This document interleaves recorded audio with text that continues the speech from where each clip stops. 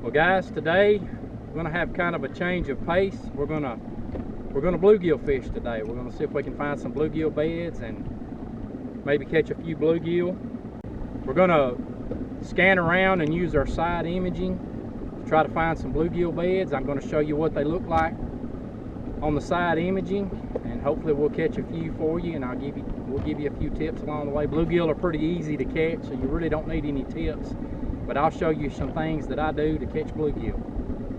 Stay tuned.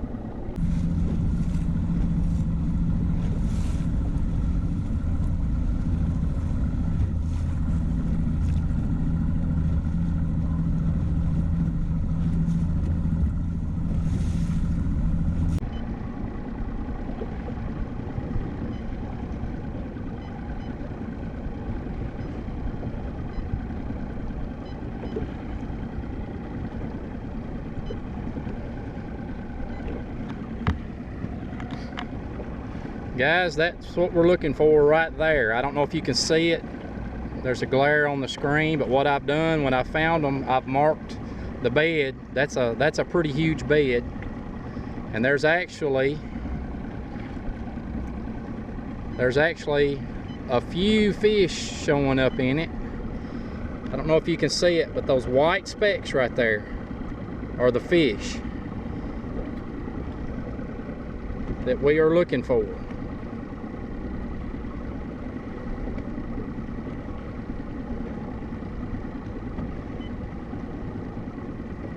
But I've got it marked, and we're going to turn around and go back there and fish that bed. See if we can catch a few.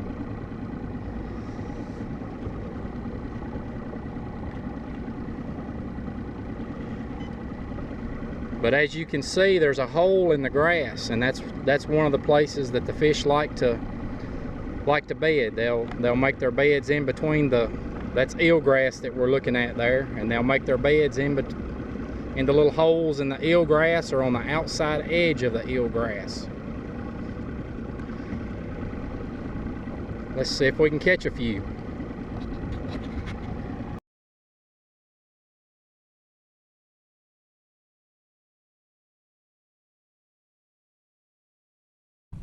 Alright guys, you can see we're got my waypoints there, and I can kind of keep the boat in the vicinity. You want to try not to get on top of them,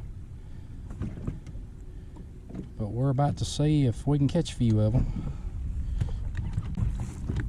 Alright, I'm gonna hit spot lock.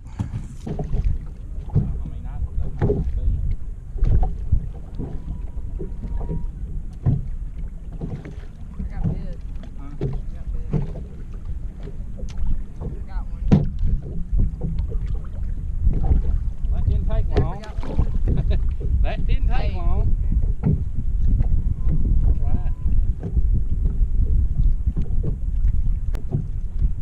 Those are not big enough to eat.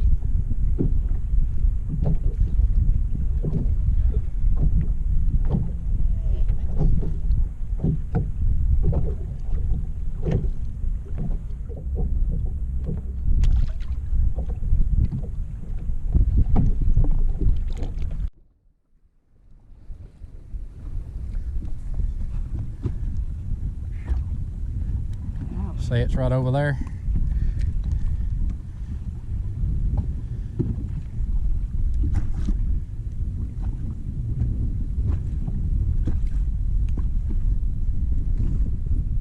Oh, he had it.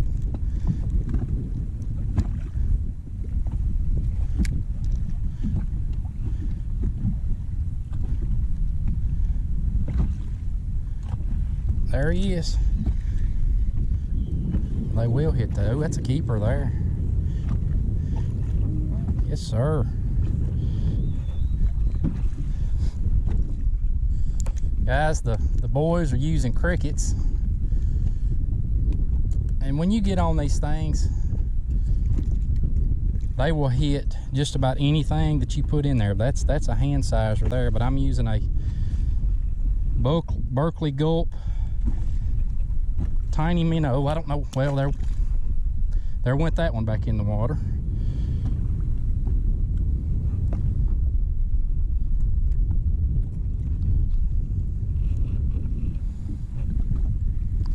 Will got him one.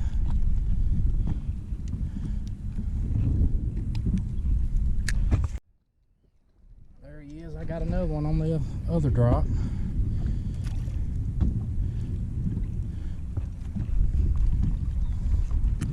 That one's not as big as the other one, but it's close. That's almost.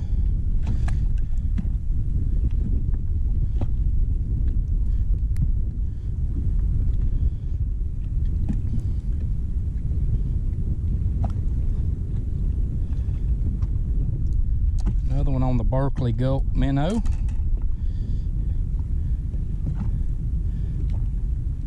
I like to keep them if they're big enough to fillet, and that one's big enough to fillet. Jeffrey's got him one.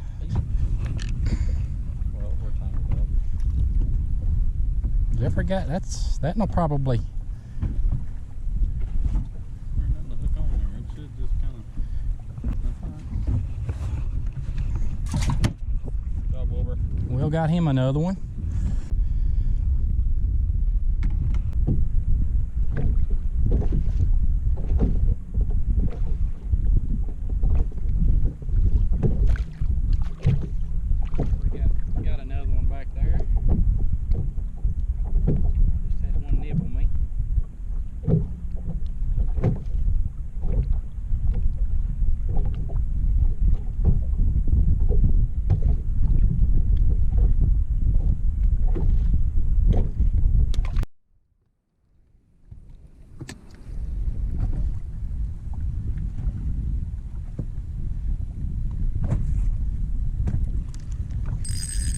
That feels like a decent one.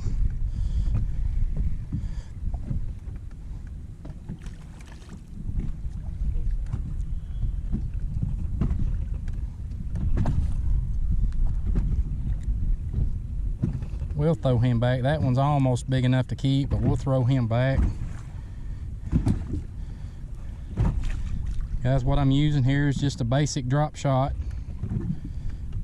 I've got a number 4 hook about a foot above the sinker.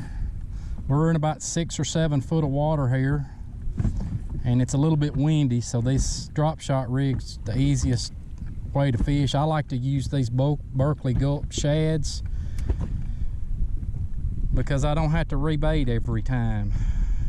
They're eventually going to tear it up, but if they'll hit it, I can catch several fish on that before I have to get me another one instead of reaching for a cricket every time.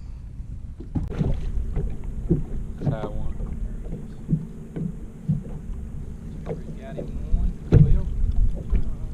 Come on, Will.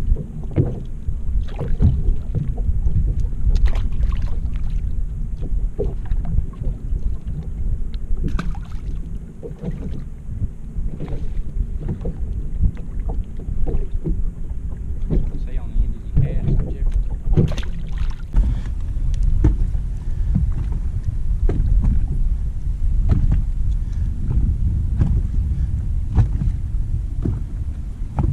I just got bit.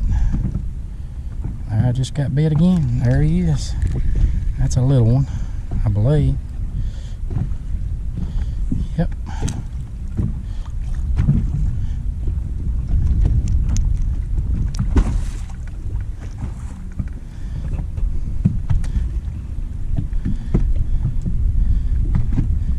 Guys, the first wave of fish that moved up were the big ones, and you're catching a whole lot more right now that are borderline big enough to keep. Some people would keep those. We've got a triple right here. Jeffrey's got one on in the back. He just lost his, and Will's got one. But this is just fun fishing. We have come up on a huge bed here again.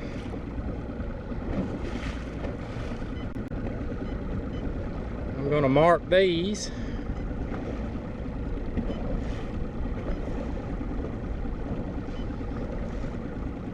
And I do see a few fish in the...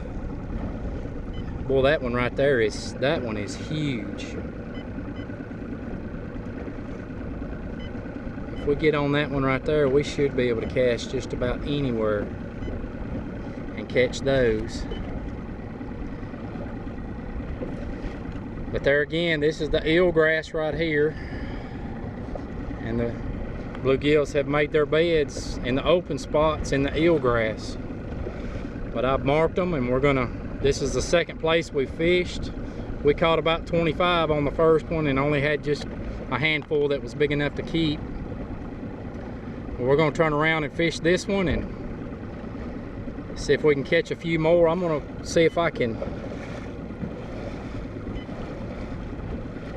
enlarge this and show you some more.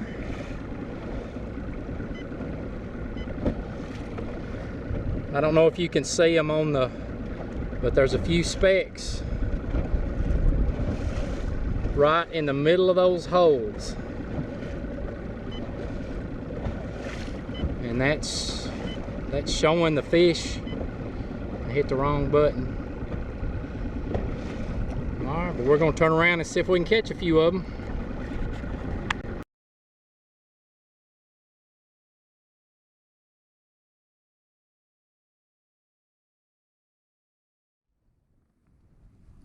Got him.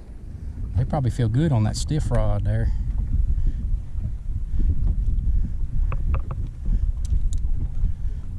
Feel pretty good. A little bit. He's almost. That one's just under hand sized.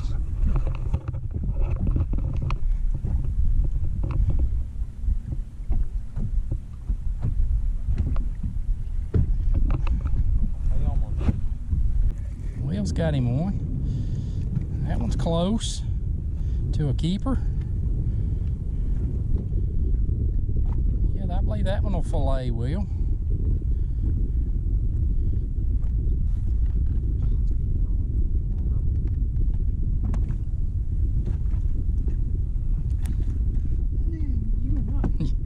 Will's gonna do what I did and throw a keeper back in the water.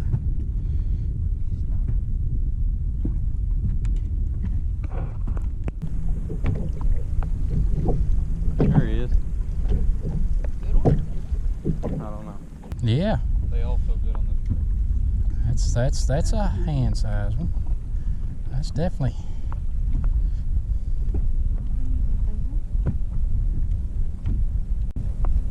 That one's coming in. Little one.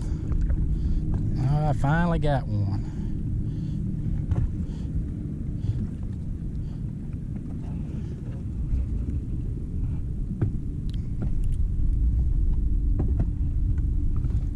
He ate my minnow. We'll let go of it. There we go.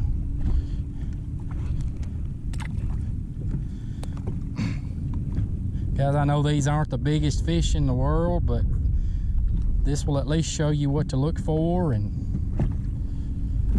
the rest is pretty easy catching them.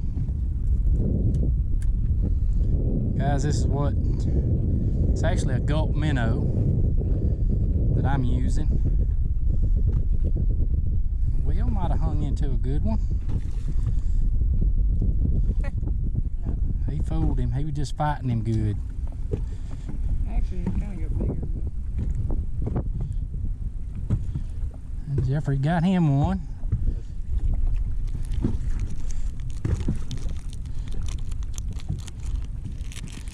Now back to my, I'll show you guys how I tie this drop shot knot here in a minute.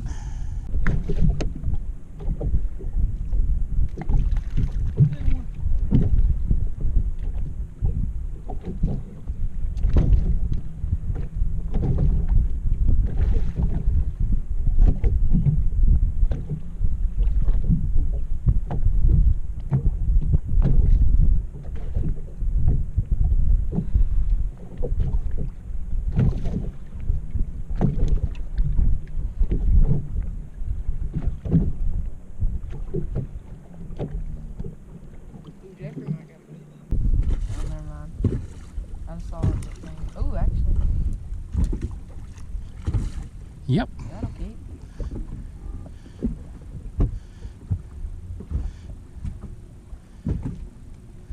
They are definitely preferring crickets today.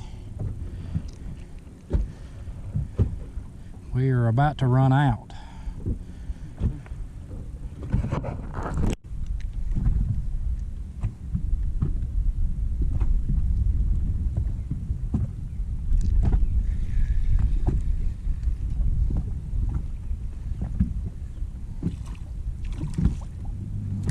That's another keeper. Yeah.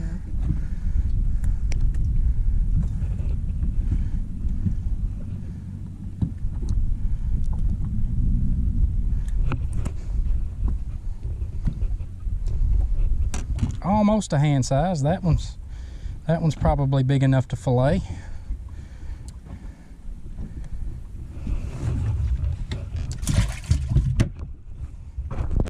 Yep. That one's giving you a fit. Yeah, that one's gonna go in. Yes, sir.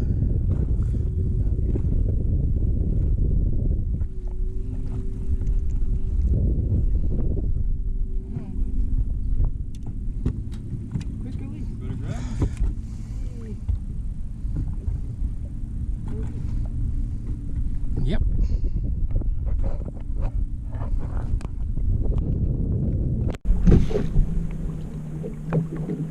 They don't really want to give us today.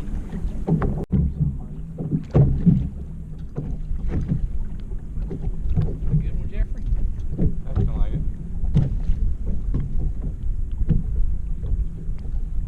Yeah. Oh, that no.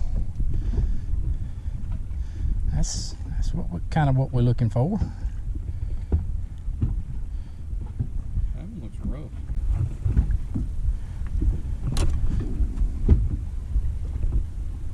Yep. Jeffrey's got him another one. Oh, that's a keeper too. We have found a bed of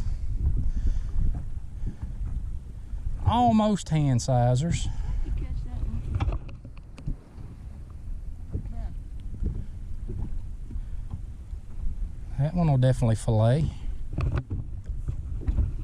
Yeah, look at there. All right.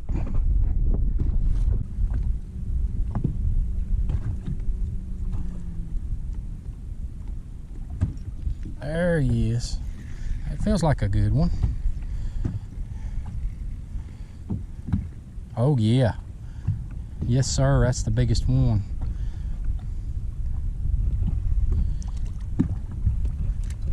Now that is a true hand sizer there. Well, I mean, forget.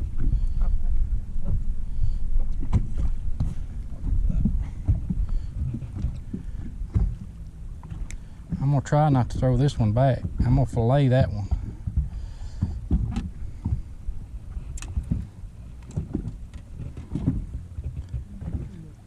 It's a nice change of pace just to be catching fish. How about that?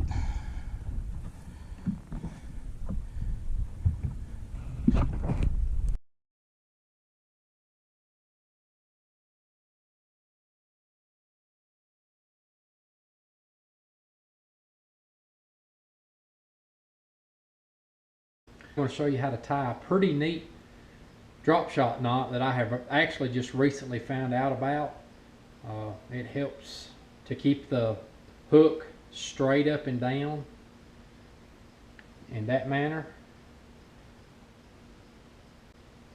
I'm hoping I wore this black t-shirt hoping that this light line will show up good on the video. I'm going to try to get as close as I can. But this is basically how you tie this knot. I'm going to start out with my hook.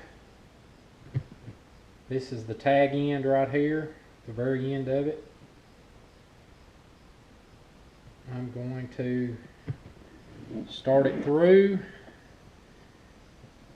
and I'm going to leave myself enough line, more than enough line, to put your drop shot weight on the end of it. So I've got that, and then what I'm going to do, I'm just going to make a loop. Just a loop right here. And if you'll see up at the top, I've got two ends, or two separate lines. And what I'm going to do, I'm just going to overlap those about five or six times.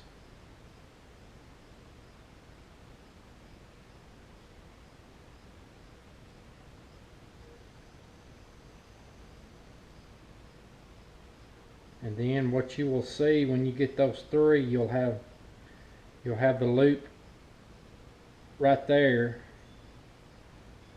where the ends are wrapped, and the loop will be in the middle, or a hole, whatever you want to call it. And then I'm going to grab the hook,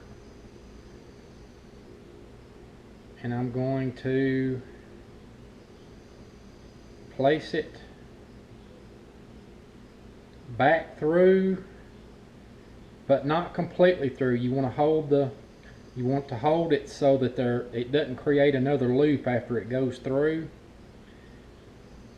I'm going to moisten the line, and then I'm going to pull it together. And by holding that line there and not allowing that to go through, watch what happens right here. You've got the loops and the knot that cinch up right above it, and then you've got a hook that is perfectly horizontal, which is what you want with a drop shot rig. And then you can go back. For this bluegill fishing, I like to be 6 to 12 inches below the hook. And then what you'll end up with,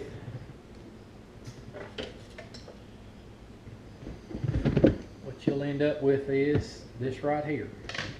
Of course, this one has been used, but if you'll see, that hook is going to be straight up and down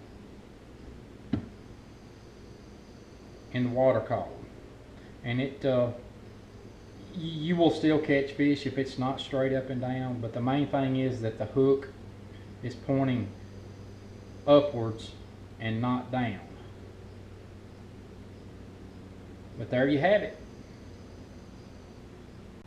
Guys, these bluegill beds are not hard to find. Sometimes you just may have to just put a little bit of time in and scan. You can basically go down the bank and scan anywhere around docks. You may not even have to scan for them. You might find a dock that the bluegill are bedding on. They love to bed around docks. I like to target these bluegill beds that are offshore because they don't get the pressure that the ones right up on the bank may get. Guys, that was a good change of pace for me and the boys. I know that's something good to do with kids because you're constantly getting bit, you're constantly doing something. I know sometimes I take it for granted. When the boys go with me, I always search for bass, and they get kind of discouraged sometimes with me just riding around and looking a lot of times and not fishing. But bluegill fishing is an excellent way to get kids involved in fishing. It's fun, it's fairly easy, and as you can see, you can catch lots of numbers doing that. But I hope you guys enjoyed the video. I appreciate you tuning in. If you hadn't subscribed, reach over there and hit that subscribe button for me. I hope to see you guys on the water, and we'll do it again next time. See ya.